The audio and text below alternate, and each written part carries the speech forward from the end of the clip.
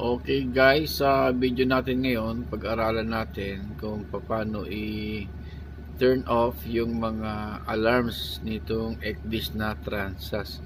Kasi minsan may mga piloto na sila mismo ang magre-request na kung maaari ay i-turn off yung mga alarms, lalo na pag tayo ay nasa channeling, no? So ang gagawin lang natin guys, click lang natin itong task list dito sa baba. Okay. Tapos pasok tayo sa monitoring.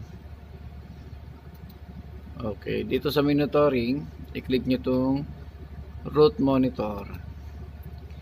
So, eto, i-turn off nyo lang ito, itong mga alerts na ito.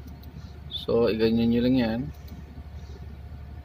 Itong mga end route, out of schedule, waypoint approach, tapos itong out of cross track distance. Okay, so ipasok nyo lang dyan yung password, no? So ang password nito is Transas, puro small letter. Okay, so yan, naka off na siya.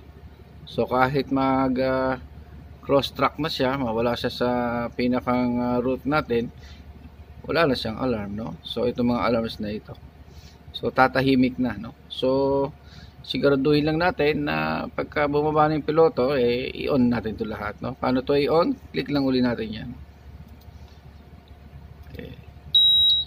Yun. Nag-alarm na siya ulit, no? So, ganun lang guys ang pag-turn off ng alarm dito sa ECDIS na Transas. Okay?